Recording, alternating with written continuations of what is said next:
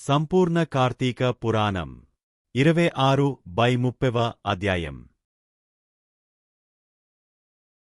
విష్ణుగణాలు చెప్పినదంతా విని విస్మృతచేష్టుడు, విస్మయరూపుడు అయిన ధర్మదత్తుడు పునః వారికి దండవత్గా ప్రణామాచరించి, ఓ విష్ణుస్వరూపులారా, ఈ జనానికమంతా అనేకానేక కతృవ్రత దానాలచేత ఆ కమలనాభుడిని సేవించుకుంటూ ఉన్నారు. వాటి అన్నింటిలోనూ ఏ ఒక్కదానిని ఆచరించడం వలన విష్ణువునకు అత్యంతమైన ప్రీతి కలుగుతుందో, దేనివలన విష్ణు సాక్షాత్కారం లభిస్తుందో దానిని సెలవీయండి అని వేడుకున్న మీదుట విష్ణుగణాలు అతనిని ఇలా సమాధానపరచసాగాయి. పాపరహితుడైన బ్రాహ్మణుడా, నీ వడిగిన ప్రశ్నకు ఇతిహాసపూర్వకమైన సమాధానాన్ని చెబుతాను. వీణం. పూర్వం కాంచీపురాన్ని చోళుడు అనే రాజు పరిపాలించేవాడు. అతని పేరుమీదునే ఆ ప్రాంతాలన్నీ చోళదేశాలుగా ప్రఖ్యాతి వహించాయి. ధర్మపాలనకు పెట్టింది పేరైన ఆ రాజు విష్ణుప్రీతికే అనేకానేక యజ్ఞాలను నిర్వర్తించాడు. అతని యజ్ఞాలకై నిర్మించబడిన బంగారపు యూపస్తంభాలతో తామ్రపర్ణి నది యొక్క 2 తీరాలు కూడా కుబేరోదయానవనాలైన చైత్రరథాలవలే ప్రకాశించేవి.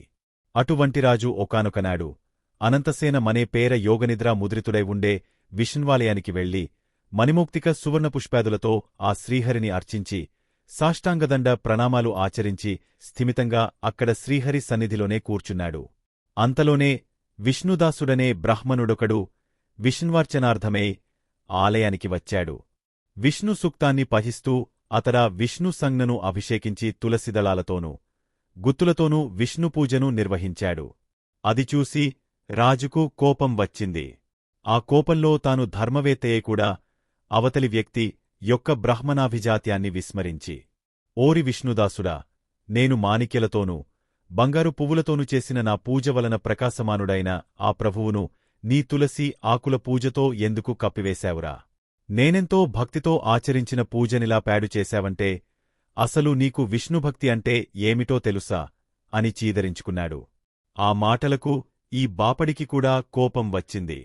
అవతలి వ్యక్తి రాజు అనే గౌరవాన్ని కూడా అతిక్రమించి, ఓ రాజా, దైవభక్తి లేదు సరికదా? రాజేశ్వర్యమత్తుడవై ఉన్నావు. విష్ణు ప్రీత్యర్థం నీచేత ఆచరించబడిన యజ్ఞం ఏదైనా ఒక్కటి ఉంటే చెప్పు అని ఎదిరించాడు. అతని మాటలకు అవహేళనగా నవ్వుతూ, నీ మాటల వలన నీవే విష్ణుభక్తి శూన్యడవని తెలుస్తూ ఉంది. ధనహీనుడవు, దరిద్రుడవు అయిన నీకు భక్తి ఎలా కలుగుతుంది? అసలు నీవెప్పుడైనా విష్ణుప్రీతిగా ఒక యజ్ఞాన్ని చేశావా? కనీసం ఒక దేవాలయాన్ని కట్టించావా? ఏమీ చేయలేని వాడవైనా నీకు భక్తుడవనే అహంకారం మాత్రం అధికంగా ఉంది.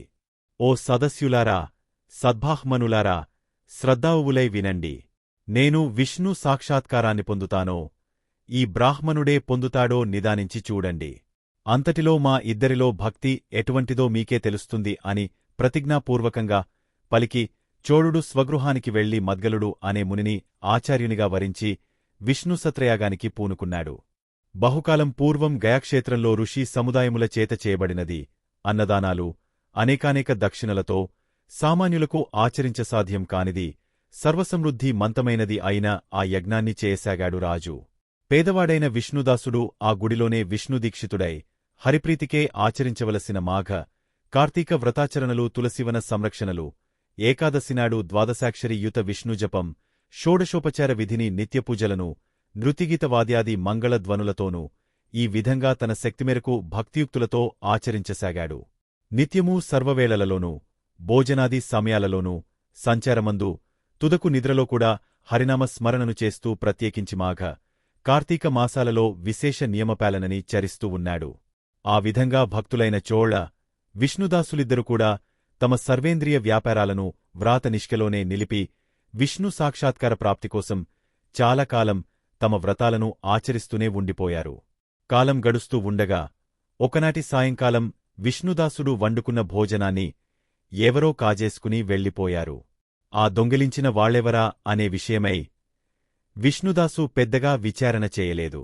కాని పునః వంట ప్రయత్నాలు చేద్దామంటే సాయంకాలం పూజకు సమయం మించి పోతుండడం వలన ఆ రోజున భోజనం లేకుండానే విష్ణుపూజలో గడిపేశాడు. మరునాడు కూడా వంట చేసుకుని శ్రీహరికి నివేదించే లోపలే ఎవరో ఆ వంటకాలను అపహరించుకుపోయారు. విష్ణు పూజకు వేళపోనీయకూడదనే ఆలోచనలో ఆ రోజు కూడా ఆ బ్రాహ్మణుడు ఆ భోజనంగానే హరిసేవను కొనసాగించాడు. ఇలా వారం రోజులు గడిచాయి. ప్రతిరోజూ అతని భోజనాన్ని ఎవరో అతి చాకచక్యంగా దొంగిలిస్తూనే ఉన్నారు. అతను పస్తులుంటూ కూడా హరిసేవ చేస్తూనే ఉన్నాడు. వారం రోజులపాటు అభోజనంగా ఉండటంతో విష్ణుదాసునికి ఆ దొంగను పట్టుకోవాలనిపించింది.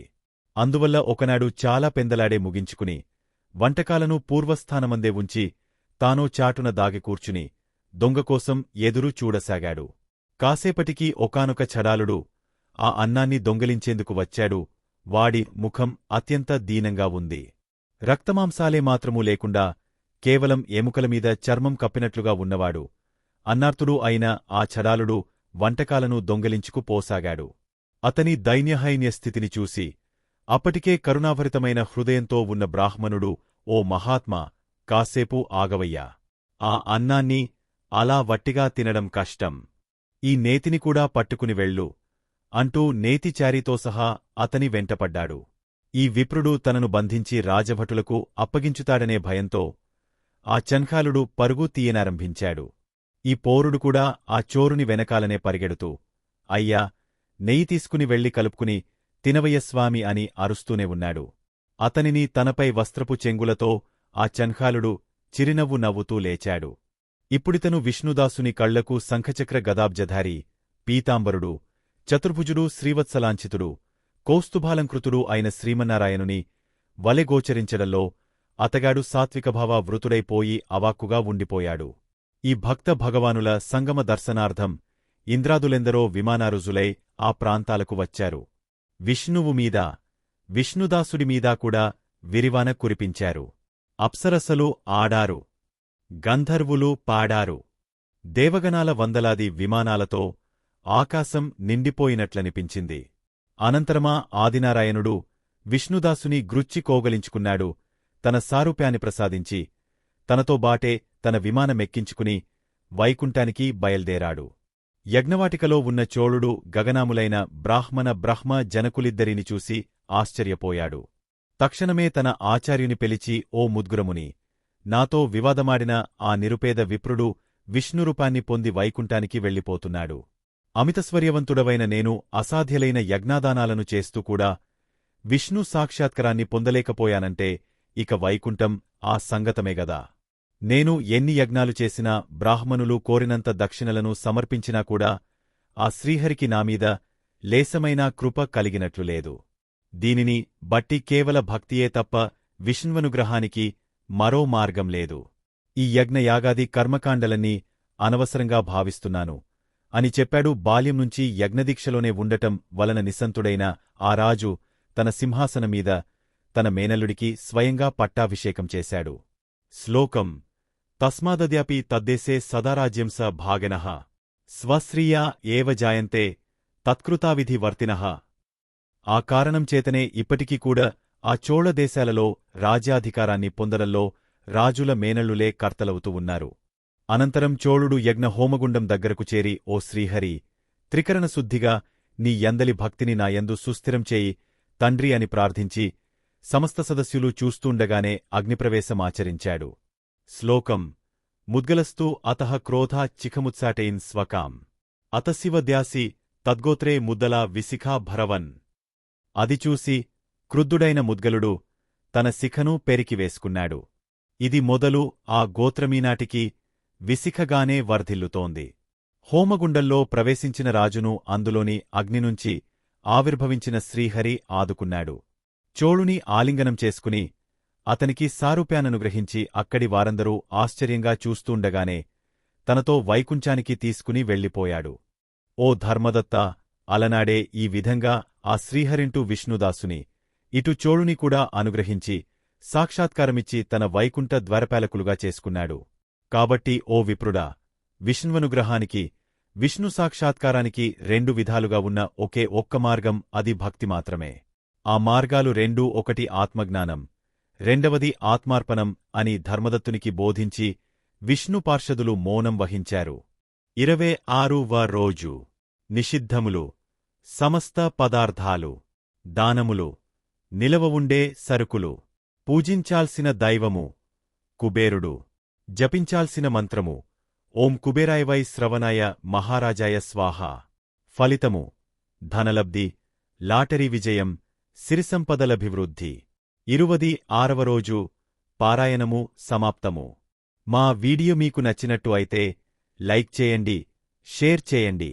ముఖ్యంగా సబ్స్క్రైబ్ చేసుకోవడం మరచిపోకండి. మీ సలహాలు సూచనలు ఏమైనా ఉంటే కామెంట్ చేయండి. సోషల్ మీడియాలో ఫాలో అవ్వండి.